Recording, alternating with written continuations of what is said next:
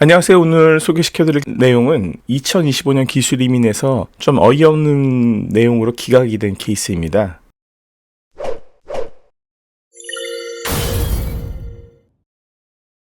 네, 오늘 케이스 스터디는 기술 이민에서 스킬드 마이그란트 캐테고리죠. 기술 이민에서 퀄리피케이션으로 5점, 그러니까 마스터 디그리였습니다. 석사학위로 5점, 그 다음 뉴질랜드 경력으로 1점, 이렇게 해서 영주권을 신청했던 신청자의 케이스에 대한 내용입니다. 뉴질랜드 기술 이민은 점수를 먼저 계산해서 6점이 되면은 영주권 신청이 가능한 시스템입니다. 먼저 기술 이민의 점수를 계산하기 위해서는 첫 번째로 세 가지 항목 중에 하나를 선택해가지고 먼저 기본 점수를 계산합니다. 세 가지 항목은 첫 번째가 뉴질랜드 협회에 등록된 레지스트레이션에 대한 것, 혹은 학력에 대한 것, 퀄리피케이션이죠. 그다음 마지막으로 뉴질랜드 인컴에 대한 부분을 가지고서 기본 점수를 먼저 선택합니다. 오늘의 신청자분은 마스터 디그리를 가지고 있었기 때문에 석사학위죠. 네, 뉴질랜드 NJQA를 통해서 학력 인증을 받아서 마스터 디그리로 인정이 되면은 레벨 9 마스터 디그리로 인정이 되는 것이죠. 그러면 마스터 디그리로 인정이 되면은 5점의 기본 점수를 확보할 수 있게 됩니다. 그럼 아까 이해한 것처럼 6점이 돼야 되기 때문에 추가적인 점수는 뉴질랜드에서 1년 경력을 쌓으면 영주권 신청이 가능한 것이 됩니다. 그래서 오늘 신청자는 캐나다에서 마스터 디그리를 갖다 취득했기 때문에 그래서 이 학위를 NJQA를 통해서 레벨 9 마스터 학위로 인정이 돼서 5점, 그 다음 추가적으로 뉴질랜드에서 경력 1년을 채워서 1점, 총 6점으로 영주권 신청을 진행하게 되었습니다.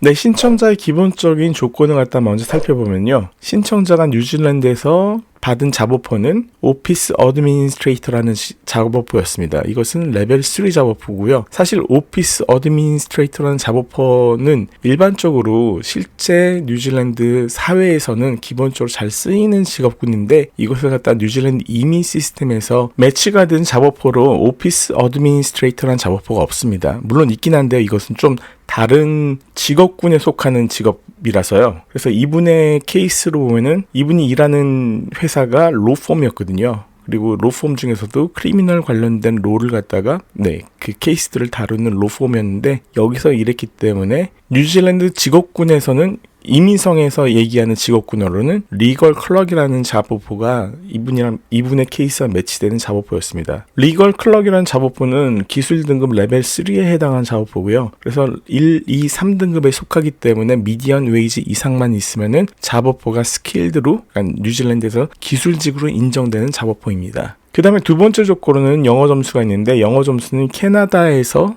대학교를 나왔기 때문에 영어 점수는 면제가 되었습니다. 그 다음에 시급은 당연히 미디언 웨이지 이상이 되었기 때문에 스킬 포지션으로 인정이 돼서 영주권 신청이 가능했었고요. 그 다음 마지막으로 캐나다에서 받은 마스터 디그리를 NJQA의 인터내셔널 퀄리피케이션 어세스먼트를 통해서 레벨 9의 학위, 그러니까 뉴질랜드 마스터 디그리로 인정이 되어서 점수가 5점을 학력으로 인정을 받았습니다. 그래서 기본 점수가 학력으로 5점을 인정받고요. 그리고 뉴질랜드에서 1년 동안 일해서 경력 점수 1점으로 해서 총 6점으로 영주권 신청을 진행했습니다.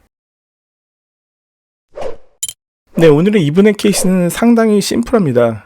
타임프레임을 좀 확인하면요. 2023년 5월에 뉴질랜드에 입국했고요. 입국 당시에 워킹홀리데이 비자를 가지고 있었습니다. 뉴질랜드에 입국하고 나서 여러 회사에서 사무직으로서 계속 일을 했었는데 2024년 5월에 지금 현재 회사에서 11개월짜리 픽스텀으로 작업포를 줬습니다. 이게 11개월짜리 픽스텀을 준 게 이분의 워크비자가 끝난 날짜까지 맞춰가지고 그 회사에서 워크비자의 끝난 날짜와 동일하게 그날까지 일할 수 있게 고용계약서를 준 것이죠. 이거는 컨트랙이라고 얘기하고요. 일을 시작한 날짜로부터 비자가 만기되는 시점까지 11개월이 조금 안 되는 기간 동안의 전체 기간을 픽스텀으로 고용계약서를 받았습니다. 그래서 고용계약서를 갖다가 5월 달에 받고 영주권은 2024년 7월 23일에 영주권을 신청했습니다. 영주권 신청할 때 점수는 학사학위 경력 5점, 뉴질랜드 경력 1점을 갖다 총 포함해가지고 6점으로 영주권을 신청했죠. 그런데 영주권 신청하자마자 바로 이민성에서 질의서가 날라오고요. 결국에는 2024년 8월 23일 날 영주권이 기각됐습니다.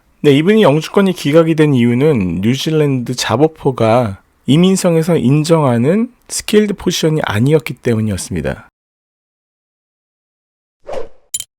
이민성에서 영주권을 갖다가 심사할 때 스킬드 임플로이먼트라는 타이틀에 대해서 그러니까 정의가 있는데 첫 번째가 풀타임 작업해야 된다라는 내용입니다. 풀타임이라고 이야기할 때는 주당 30시간 이상을 일해야지만이 풀타임이라고 이야기합니다. 30시간 이하로 일하게 되는 컨트랙이나 고용계약서는 파타임이나 아니면은 풀타임으로 인정되지 않습니다. 그 다음 두 번째로는 잡오퍼를 준 회사가 뉴질랜드 이민성에 등록된 어크레디트 임플로이어, 그러니까 고용주가 인증된 회사에서만이 받은 잡오퍼여야지만이 뉴질랜드 이민성에서 영주권을 심사할 때 이 타이틀이, 이 포지션이 스킬드 임플로이먼트로 인정해 주는 겁니다. 아무리 높은 연봉의 고용계약서를 받았다 하더라도 그 회사가 이민성에 등록되어 있는 회사가 아닌 경우에는 영주권 신청이 불가능해지는 것이죠. 그리고 세 번째로는 스킬드 임플로이먼트라고 얘기할 때 고용의 기간이 퍼머넌트, 그러니까 장기 고용이거나 혹은 최소한 12개월 이상의 고정고용, 픽스텀이라고 얘기합니다. 고정고용이 되어야지만이 이 잡오퍼가 스킬드 포지션이다 라고 얘기합니다. 그리고 마지막으로 지뉴인한 잡오퍼, 그러니까 지뉴인이라는 것이 진짜로 거짓되는 것이 없는 잡오퍼를 이야기합니다. 이게 무슨 얘기냐면은 영주권을 대가로 돈을 지불하거나 아니면 잡오퍼를 대가로 돈을 주는 회사에 돈을 주고 잡오퍼를 사는 것, 이런 것들은 지뉴인이라고 얘기하지 않습니다. 근데 여기서 조금 이제 헷갈리는 약간 그레이 존이 뭐냐면은 리크루트먼트 에이전트를 통해서 어떤 잡오퍼를 받았다라고 얘기했을 때는 리크루트먼트 에이전트가 고용을 하는 회사가 아니기 때문에 제3자죠. 그렇기 때문에 이것은 지뉴인 잡오퍼라고 이야기할 수가 있습니다. 하지만 이 부분에는 상당한 주의가 필요할 수가 있습니다. 그런데 오늘 받은 잡오퍼의 경우에는 풀타임은 맞지만 로펌에서 일하는데도 불구하고 고용주가 이민성에 등록된 회사가 아니었어요. 그러니까 어크레디트 임플로이어가 아니었던 거죠. 첫 번째가 이제 어크레디트 임플로이어가 아니었기 때문에 스킬 포지션이 아니다라는 게 이민성의 논리였고요. 두 번째가 장기 고용이 아니라 11개월 미만의 픽스텀이기 때문에 이것도 또한 장기 고용에 해당하지 않기 때문에 스킬드 포지션이 아니다라고 얘기한 것이죠. 그래서 이 두 가지 조건을 만족시키지 않았기 때문에 이분의 영주권이 접수하자마자 바로 기각이 됐던 것이죠. 좀 아이러니한 거는 이분이 일하는 회사가 로펌이었는데 물론 크리미널 로를 갖다가 전문적으로 다루는 그런 로펌이었다고 하더라도 기본적인 어떤 이민법에 대한 내용을 갖다가 숙지하지 못하고 영주권을 갖다 본인 혼자 신청해서 지금과 같은 이런 결론이 나왔던 것이죠. 물론 이분의 경우에 지금 이제 다시 이제 회사가 이민성에 등록을 하고 그 다음에 고용계약서를 갖다 다시 업데이트해가지고 그래서 이런 부분을 커버하면은 영주권 신청은 다시 가능할 수가 있습니다. 이민법의 내용에 대한 것이 이제 어떤 약간 수학 공식과 같은 부분들이 좀 많기 때문에 그런 것들을 다 통과해야지만이, 다 이해하고 신청해야지만이 이민성에서 비자를 갖다가 기각당하지 않을 수가 있는 거죠. 제가 개인적으로 생각하는 이민성이라는 어떤 에이전트는, 그러니까 가버먼트 에이전트는 비자를 기각시키기 위해 있는 기관입니다. 그러니까 비자를 갖다 승인해주기 위해서 있는 기관이 아니라 그들만의 어떤 가지고 있는 그 기준이 있죠. 그 기준에 미치지 못한 것이 무엇인지를 갖다가 정확하게 찾아내가지고 그 이유로 기각을 시키는 것이 이민성에서는 유능한 직원이고 유능한 이민성이 되는 것이죠. 그래서 이런 기본적인 어떤 백그라운드를 좀 이해하고 이민을 접근하는 것이 좀 필요할 수가 있는 것입니다. 오늘은 여기까지고요. 비교적 짧은 내용이었는데 여러분의 모든 비자가 다 승인되길 기원합니다.